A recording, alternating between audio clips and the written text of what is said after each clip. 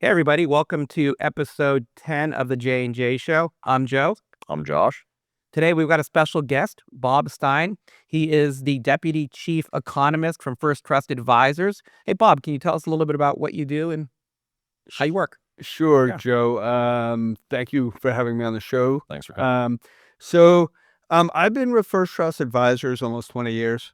I'm the Deputy Chief Economist. I'd say my two major roles are forecasting, just like number crunching week after week, quarter after quarter, trying to predict the economy, whether it's retail sales, the employment report, industrial production, or what's GDP going to be for the next year or two.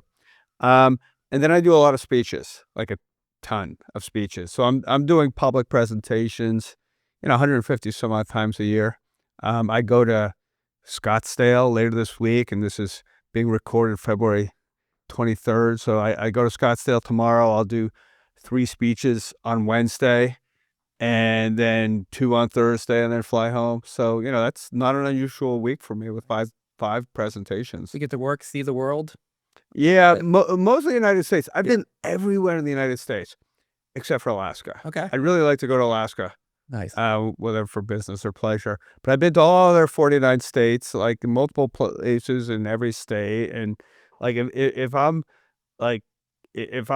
somewhere and I meet somebody and they're like, "Oh, I'm from Fort Wayne, Indiana," I'm like, "Oh, I've been there several times," and I get it. it doesn't matter where you've been. In a previous life, I actually traveled the country and I've been everywhere but Idaho, Wyoming, and North Dakota. So those are the last 3 I've got to hit. Yeah, I've been in Wyoming. I've been to Casper. I've been to Sheridan, etc. Yeah. Idaho, Boise. So, and what was the other state? North Dakota for me. North Dakota. I've been to Fargo twice. Okay. Yeah. Great. Yeah. So it's Well, that's true. Yeah, and I used to tell everybody that it's a little different traveling for work than it is on vacation, because you're there but you don't really get to see anything because you're doing your job and then you're out. Yeah, exactly. And by the way, I do not count airport stops. No. If I don't leave the grounds of the airport, that's you're not there. I'm the same. I agree. Yeah. I agree as well. That's Yeah. you've got to actually. I used to go as far as saying you got to stay the night. Yeah. Almost to really I count. think that's fair as well. Yeah. Yeah. So that's good. Well, great. Well, that sounds good. So one of the things I know I've been getting a lot of questions from our clients this year, and I think you can help us with this, is kind of, why don't we start with your overall forecast for the economy for the year? What's it looking like? I mean, we hear from people who are saying there's going to be an economic boom, at least on the GDP side, because of AI and technological innovation. And then we talk to people saying that public policy is so up in the air, there's going to be a bust, and we're still overdue for a recession. And we find ourselves kind of in the middle. Yep. I think economic growth will be in the vicinity of 2.5% for this year. And that's on a Q4 over Q4 basis. So how much it will grow during the course of 2026, 2.5%. I think one of the headwinds, because we are seeing technological innovation, we are seeing AI introduction in more and more places, and I think that'll be gradual. Okay. But one of the headwinds, I think, is going to be on the fiscal side.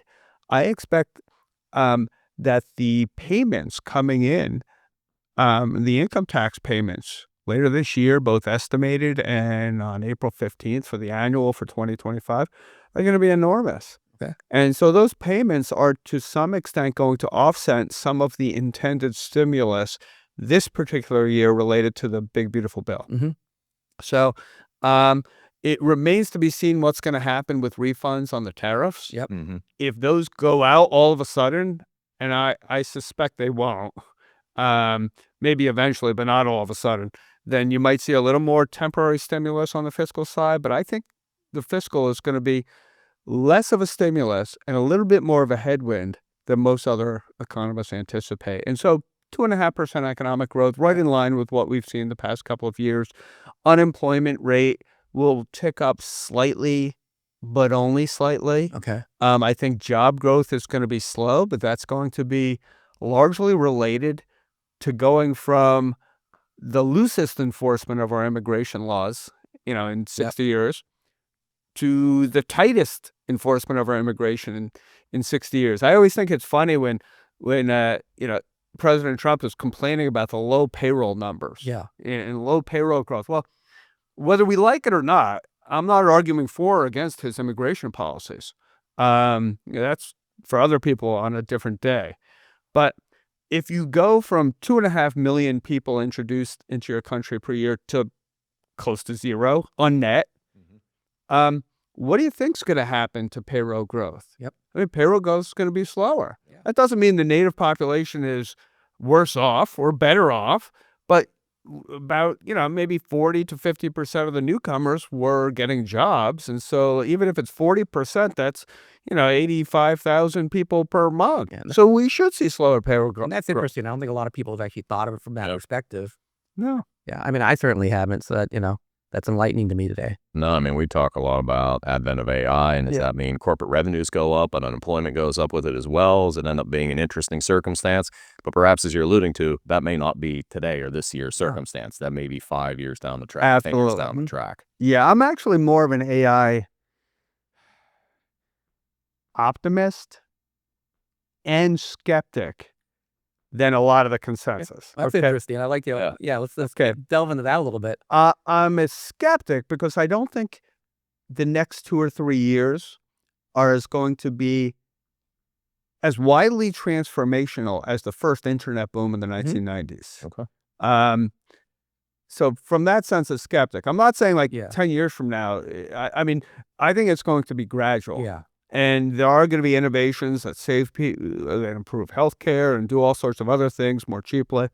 But from that sense, I'm a skeptic. It's not going to be as transformational over the next 3 years as, say, 1995 to 1998 was with the internet. I don't internet. think it's going to be the short-term boom that most people out there think it's going to be. I don't think we're going to see persistent few years of 4% economic growth. I mean, you see it all over social media. Everybody's talking about, I'm going to get replaced by AI in a couple of years, and we're all going to lose our jobs. So, I mean, that's just not going to happen in your view.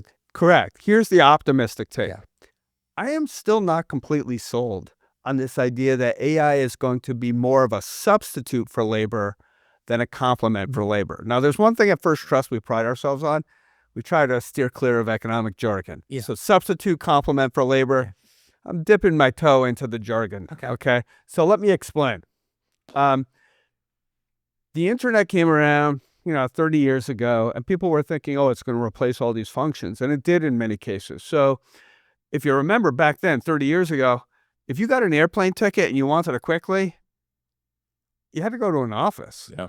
There are all these jobs related to doling out airplane tickets. Well, I remember that's what I think what you're alluding to is, back in the day, I'd, have to find a travel agent, book my ticket, and then have to have someone actually physically print it and give it to me. Yeah, that's right. And so many people thought, oh, the internet is going to be, or I call it the interwebs just to bug my kids, the internet is going to be a substitute for labor. Yeah. And we're going to lose all these jobs. Well, it turned out that it was more of a complement to labor than a substitute. Mm-hmm. Why could it be a complement? Because someone with a computer hooked up to the internet is more valuable for a company to employ than someone sitting there with a typewriter, right? Absolutely. And so if it's more valuable, if that's a more valuable worker, you're going to pay them more and you're going to hire more aggressively because they can do more stuff. Well, I think there are many people out there who don't know it yet, but are going to be able to make more money because what they do can be more productive if they're attached to AI. And so I'm not sold on this idea. It's very easy to point out the jobs that are going to be lost because of AI, just like with the internet and those people doling out tickets. Yeah. Okay. It's very hard to see what jobs are going to be created because of it. So I don't see this future where we have 8, 10, 15, 20% unemployment because of AI. I don't think that's going to happen. I mean, I can take what you're saying is that, number one, people that are going to still be relevant, I'm going to use one of Josh's favorite words, it's going to make them more efficient. And the second part or component is it's going to create new jobs that may not even exist right now. Totally. Totally. I think to your point, that's the part I take out of it. We don't know what those look like to say what those positions are going to be. Yeah. Correct. Excellent. Well, I mean, that's enlightening as well.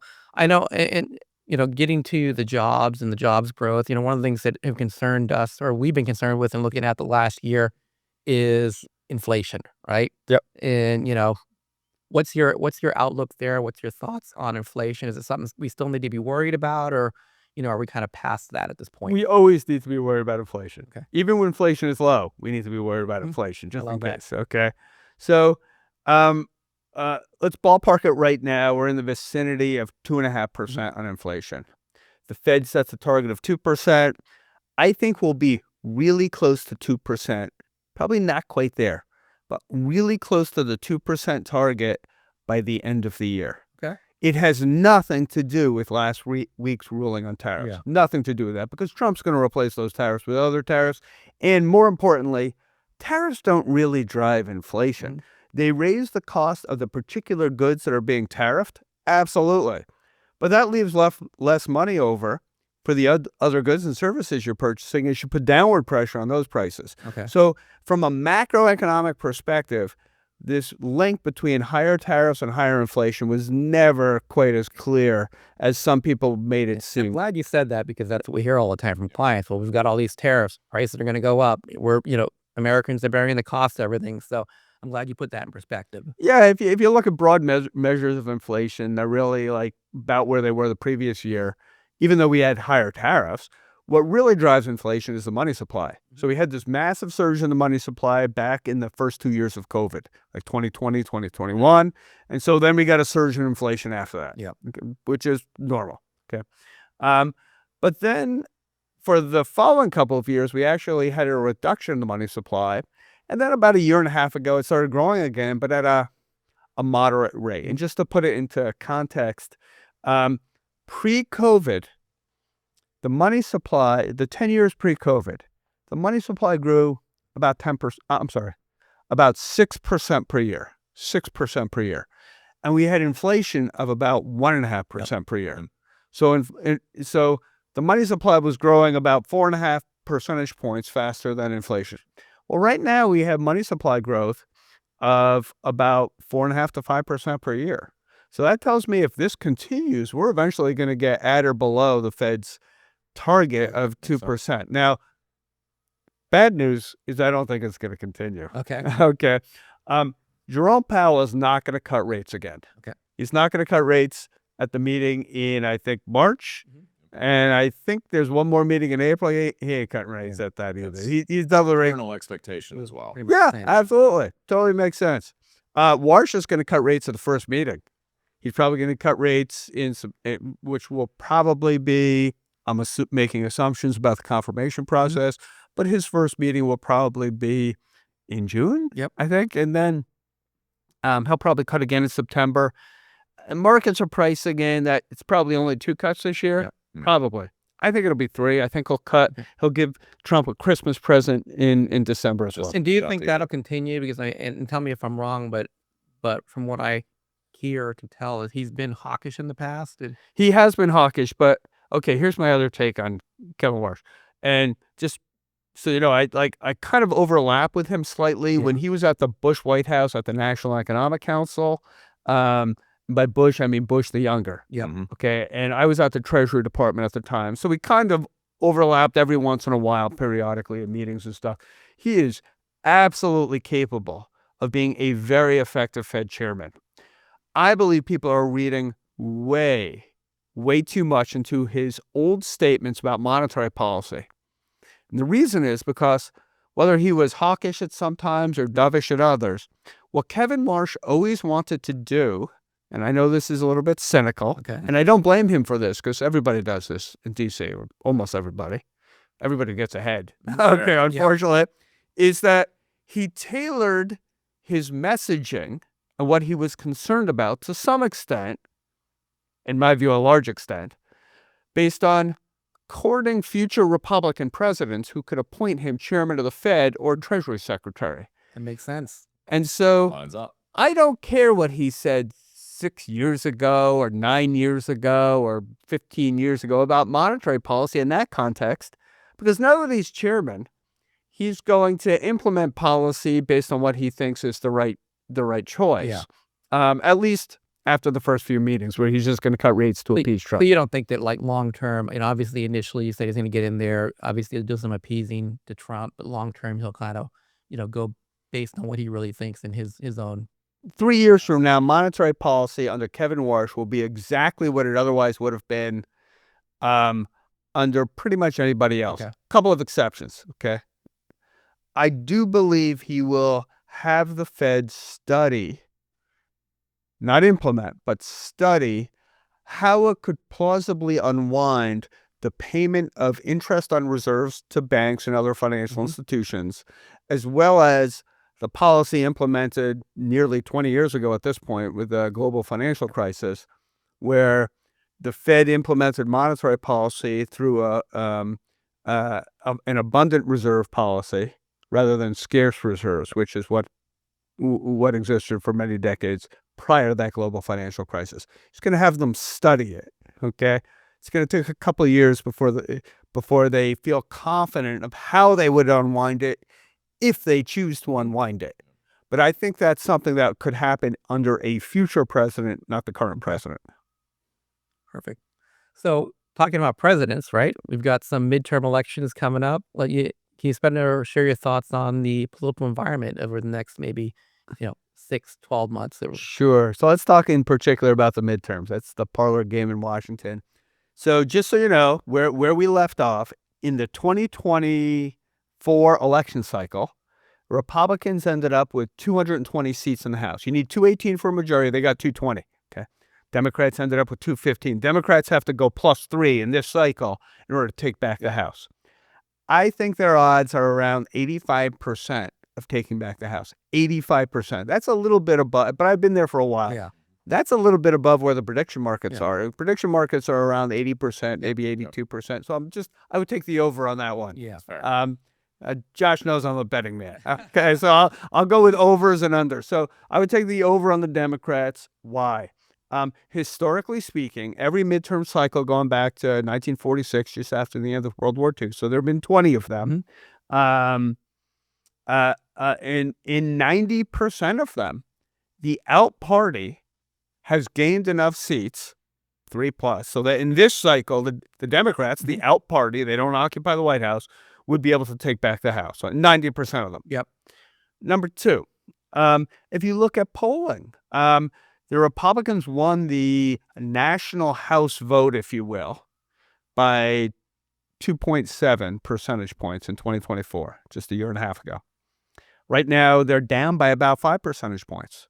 So that's a 7.5 point swing. I think that will lose them 20 to 25 seats. Now, they're going to make up some of that ground back from redistricting. On net, they're going to be the winners from redistricting, even though there'll be some states where the Democrats will be winners, like my state of Virginia, California, maybe New York as well. So there'll be some winning states for the Democrats, some losing states as well. So I think we're likely to end up with a Republican somewhere in the vicinity of 200 seats. Okay, which is also the under. If you look at the call sheet prediction market, they're saying 204 is the most likely result. I would take the under on the Republicans on that. Here's another reason. You look back to the 2024 presidential election, Trump wins the national popular vote by 1.5 points. As he's winning nationally by 1.5, he loses New Jersey and Virginia by 6 points each. So New Jersey and Virginia are around 7.5 percentage points to the left, to the Democratic side, than the country as a whole. So you would assume in a neutral political environment that the Democrats would win the governor's races of Virginia and New Jersey by 7.5 percentage points. I mean, we never really have a neutral environment, but let's just pretend we could, okay? Well, we just had governor's races last November in Virginia and New Jersey. Democrats won. They didn't win them by 7.5. They won them by 14 points each. That shows you that the tide is heading in the Democrats' direction. So again, 85% chance I have right now, above what the market forecast is, that the Democrats take back the House. And if that happens, how do you think that affects Trump and his economic policy over the last 2 years? Why don't we talk about the Senate first, Joe? Let's do that. On the Senate side, I think the Republican majority is on sturdier ground. Right now, they have 53 seats in the U.S. Senate. Democrats 47. Democrats have to get to 51, because if it's 50, J.D. Vance breaks ties, right? Okay. Absolutely. So they got to go +4. Of the 22 seats, here's the problem for the Democrats. Of the 22 seats that the Republicans have to defend, could plausibly lose in this cycle. 20 of them are in red Republican states. These are states that even in wave elections traditionally don't go to the other party. Can, but I think at most of those 20 red Republican state senators, one will go Democrat. I think one, okay? Best case scenario for the Democrats. Maybe I'm wrong, but that's my guess. More likely zero. Okay. So the Democrats are going to train most of their fire on purple states that currently have Republican senators. Those are North Carolina and Maine. They're going to win in North Carolina because they got Roy Cooper to run, and Tom Tillis, the Republican incumbent, is not running.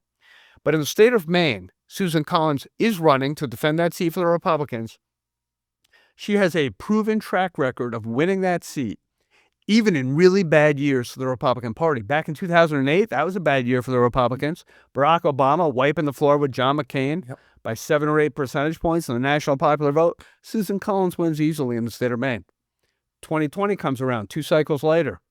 Biden beats Trump during COVID by 4.5 percentage points in the national popular vote. Susan Collins down in the polls. Every single poll in the state of Maine had her down. In the months of October, early November, she not only wins, she wins easily. So I think she pulls a rabbit out of her hat this time around again and wins it. So I'm guessing the Democrats pick up 1 or 2 seats.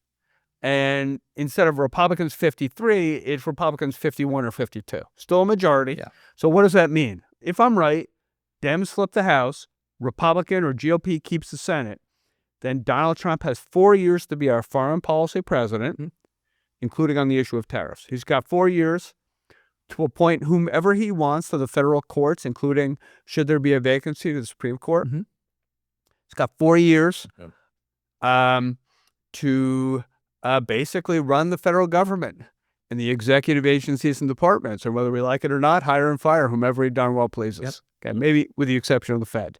Okay, but he's only got 2 years to legislate. Year 1 is already done. That was last year. The clock is ticking on year 2. He's got basically 10.5 months left to legislate. Starting in January next year, if I'm right, every piece of legislation, including budget stuff, including appropriations, every piece of legislation that goes to his desk is going to have to be at least a little bit bipartisan to get there in the first place. However, he's got an ace up his sleeves, and he hasn't been as forceful about it as he would be in this scenario. Next year, I expect him to cut budget deals with the Democrats and then renege on them and claim that he has the presidential power of impoundment, which is an issue that goes back 50 years to the Nixon administration and then before, and that he could just refuse to spend the money, even though he cut the budget deal. He's going to claim what many presidents used to claim prior to up through Nixon, which is that an appropriation by Congress authorizes the president to spend up to that amount, but he doesn't actually have to spend any of it. And I don't think that'd be a stretch knowing Trump and kind of, his Totally. past on track actions. Yeah. That man is not shy of a courtroom. No, if there's not. anything we can all agree on, Comfortable. yes, Yeah. yes, Yeah. he is at home in a courtroom. That's interesting. So, I mean, and again, if you don't want to go down this road, from a big picture standpoint, we're coming off some pretty darn good markets the last couple of years. And, one of the things that I hear from clients is it just can't continue. But you talk to different companies, I don't think anyone has one answer to this. Generally, from a big picture market outlook perspective, do you see any major road bumps down the road here in the next couple of years? So we think equities are overvalued. Mhm. Bottom line. That does not mean stocks have to, and by equities, I mean U.S. equities. Yeah. That's what I'm focused on. It doesn't mean stocks have to go down this year or next year. Yep. Okay. The vast majority of your clients, investors nationwide, are not going to go out and spend all of their savings and accumulated investment dollars at the end of this year or at the end of next year. Yeah. In fact, almost none of them will. So what they should be focused in is the horizon. Okay. When they or their heirs might be spending that money. And I think given where valuation is today on the stock market, it's overvalued. I think stocks are going to return, U.S. stocks are going to return less than they normally do over the next 10 years. Now I'm going to put some flesh on it. Okay. Okay. The annualized return on the S&P 500, including reinvested dividends over the past several decades, has been about 11.5%. Yep. Okay. I'm expecting it over the next decade to be 7%. Mhm. Now, is 7% awful? I don't think so. Okay. That doubles your dollar. If you have $1 in stocks today, it will be worth $2 a decade from now. Yeah. And I mean, that would line up with kind of thoughts, right? I'm a statistics guy, right? So reversion of the mean, the long-term average of the S&P had been around 10, right? So we've kind of creeped above that. So Yeah. at some point we have to have lower returns to get us back to that. For most likely a Yeah. consistent time period, to your point. Not just a year here, a year there. It might be the new average. Yeah. I have no idea when we're going to hit the next correction. I have no idea when we're going to hit the next bear market. Yeah. But I think over the next 10 years, returns are going to be lower than the previous 10 Yep. years. Okay. And that I agree I'm with confident. Now, here's the deal. Again, as I mentioned, with a 7% annualized return, including reinvested dividends, $1 becomes $2 Yeah. over the course of 10 years. If we had the traditional 11.5% return, $1 becomes $3. Yep.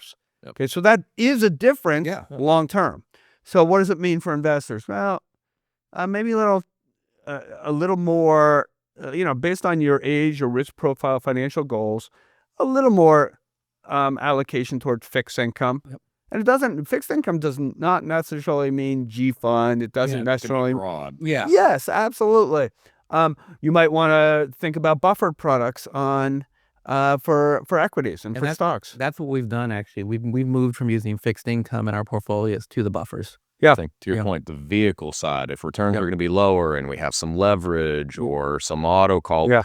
it just shines more of a spotlight on the non-traditional investment vehicles. Yeah, I think if investors have access to buffered products, it really makes a lot of sense for this particular market. And we've told our clients that as well. Is, the buffers, they're a great way to protect us on the downside, give us a little upside we might not get in traditional fixed income. And then we add in again, a lot of it through First Trust, these leveraged bank notes, right? So if we can get leverage, we may be able to make up for some of those lower S&P returns over the next 5 or 10 years through that use of leverage. Sure. Sounds good. Yeah, perfect. Outside of that, Josh, what other things that you want to delve into or? I mean, Just talking might about have market fun. forecast, talking about domestic, where largely I think we're talking about the large side of things. Thoughts on more niche areas of the economy, small, mid, something that people aren't talking about. Everything's the Mag 7 right now. Yeah. That's where Yeah. returns are coming from. This is a little bit out of my area of expertise. I'm more of a macroeconomist and investment strategist, but it's not surprising to us that the equal weighted S&P 500 has done so well recently relative to the S&P 500. It's about time. I think the small stock environment will probably be a little bit better. One exception to that, in my personal view. Yeah. I'm not a valuation expert. Yep. Okay, so I haven't looked at these companies from a valuation Mhm. standpoint, but as a macroeconomist, I look at housing, and I think the economic environment for home builders is not going to be good anytime soon. Huh. Okay, and here's why. If we're tightening up and being strict on immigration, then home builders have fewer workers available. Okay, so the cost of labor goes up. Meanwhile, we're tariffing Canadian lumber and things like that, and so the cost of building a new home goes up. Not necessarily the price of that the builder can charge, but the cost of building that Yeah. new home goes up.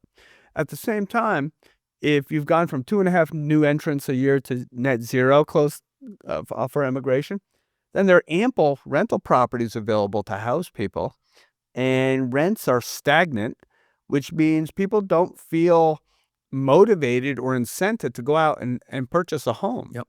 They don't have to be as eager. And so the value of the existing stock of homes is up slightly or flat to down, okay? Even though the cost of building new housing is going up, right? So how to square that circle? The backdrop for home builders is not going to be good economically unless and until that immigration policy changes. Yep. And that's not an argument in favor or against it. That's Just an observation. Yeah. observation. Excellent. I know we're running short on time here. Is there any other additional comments or things that maybe we didn't ask that you might want to talk about? Let's see. We covered politics. Well, we could talk about the presidential election. I mean, it's 2.5 years Actually, I away. was thinking about that, but I wasn't sure if we were getting ahead of ourselves. Obviously, with the House turning over, how does that affect the presidential The election? swinging pendulum we're already talking Yeah. about, does it swing all the way across the Yeah. board? Yeah. So the key here to me is that the difference between the two parties cannot be greater. Mhm. Okay, on the Republican side, it's very straightforward. There's J.D. Vance, and then there's everybody else. Yeah. Some people are thinking about Rubio running. I don't think he runs as president. I think he's J.D. Vance's running mate. Okay. So I think the odds are about my personal odds. I'd say J.D. Vance has about a 65% chance of being the Republican nominee. Okay. Prediction markets are saying 45 to 50. Yep. I way take the over on J.D. Vance. Okay. I think his running mate will be Little Marco. Little Marco's all grown up. Yep. He would entrench Hispanic support for the Republican Party. That makes sense. He's an articulate spokesman for conservatives, domestic, international affairs. And he has this other one key characteristic that will be near and dear to J.D. Vance's heart when Vance goes about selecting a running mate, which is that he's shorter than J.D. Vance. Okay. I'm in Virginia. side. Yeah. Exactly. We're Yeah. filming this in Virginia. Yeah. Glenn Youngkin, just left the governorship of Virginia. Why not Glenn Youngkin? Glenn Youngkin's 6'5". Okay. Okay, he played basketball at Rice University. Okay, Tom Cotton, the senator from Arkansas, very conservative, kind of a MAGA guy. He's 6'5". Yep. Okay, there's no way that J.D. Vance wants to have some other guy towering over him. Yeah. Will not be belittled. Exactly. That Exactly. makes sense. Yeah, I mean, Brian Westbury could have hired a taller economist, but he wants somebody shorter than him.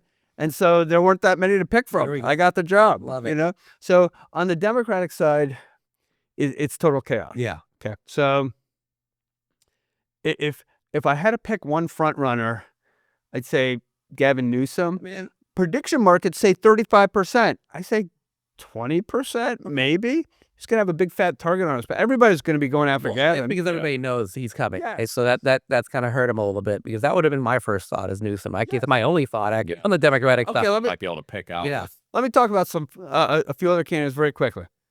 Vice President Harris, Mhm. Kamala Harris. I don't think she's going to run. She's not saying she won't run. She won't run at this point because she wants to keep her speaking fees high. Yeah. She wants to keep her book sales high. So she's not going to say it. But in the end, I don't think the donors are going to finance her the way they financed her in 2024 when she stepped into Biden's shoes. Yeah. Yeah. Exactly. You failed. We're moving on to other ventures. I don't think AOC runs. Mhm.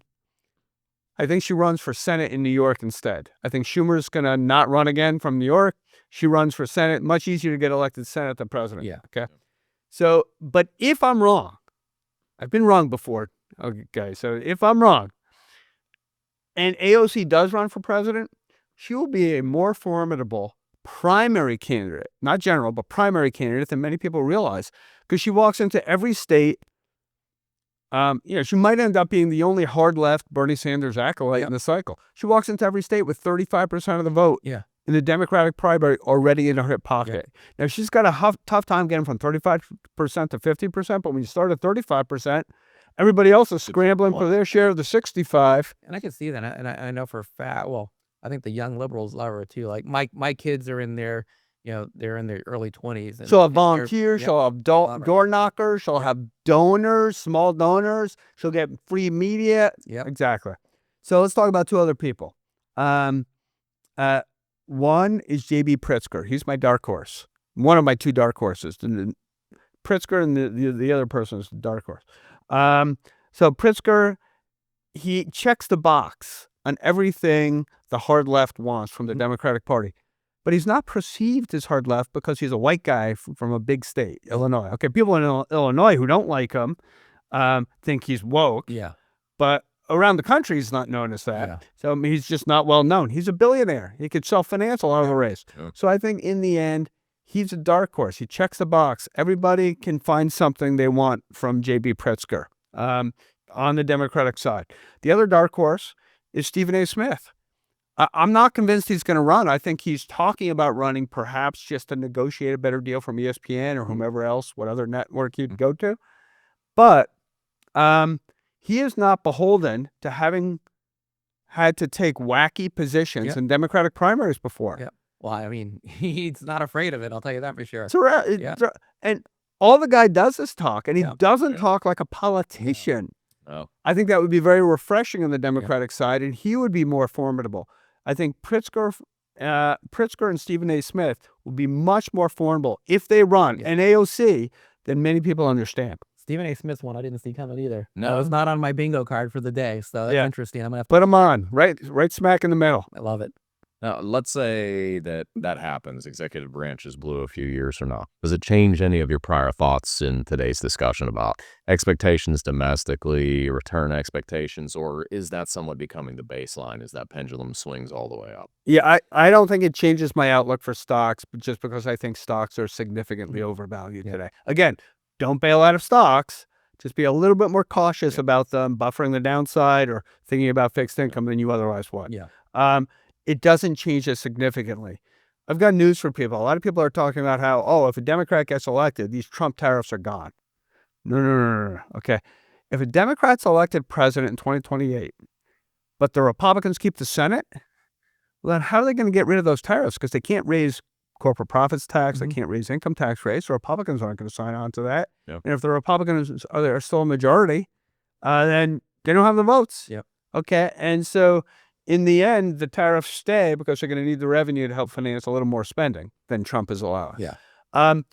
Even if the Democrats win the presidency in 2028 and have enough votes in the Senate to change things, I don't think all the tariffs go away in that situation either. Maybe some of them, but not all of them. And here's why. Would you like to be the president who reduces or cuts tariffs on China, and then 6 or 9 months later, they invade Taiwan? Yep. And you can't control what they do 6 or 9 months later, right? No. You can't do it. Geopolitically, whatever Trump does on China, that's the new baseline. Democrat can't repeal it. Otherwise, they risk looking ridiculous. Absolutely. So I think many of these tariffs stick much longer, regardless of party, than many people anticipate. This is not a Trump tariff specific era. This is a higher tariff era, no matter who we elect as president. I would say particularly if they're not being discussed as much anymore because some other event came up. They just fade in the That's right. background. And it's not the topic anymore, and they're just there. So That's that's right. reasonable. I appreciate that. Yeah. Now, do you see any major changes, again, if a Democrat gets in office tax-wise? Everybody's always concerned about taxes, Yeah, paying what are more people's taxes. gonna What does that be? look If like? the Republicans control the Senate, if the Democrats win the presidency in 2028, they're almost certainly going to have the House as well. Maybe a narrow majority, but have the House. So the issue is the Senate. And if Republicans control the Senate, they can't make any significant changes at all. They can't even raise taxes because you'll need 50 votes plus the vice president to do it. So if Republicans retain a majority, they're not touching the income tax code very much, if at all. If they get that majority, then let's say we end up with 52 Democrats in the U.S. Senate, and they will almost certainly have the House. Then you're going to see some significant changes on the income tax side. I don't think they'll be able to implement a wealth tax because I think that would be struck down by the Supreme Court. But I think they would raise income tax rates. We might also see maybe dedication of tariffs toward the Social Security Trust Fund or something like that. That makes sense.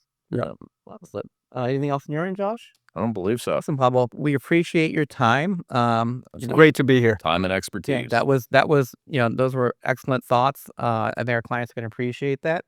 With that, we're going to wrap up episode 10 of the J&J Show. I'm Joe. I'm Josh. Like, Comment, and subscribe. See you next time.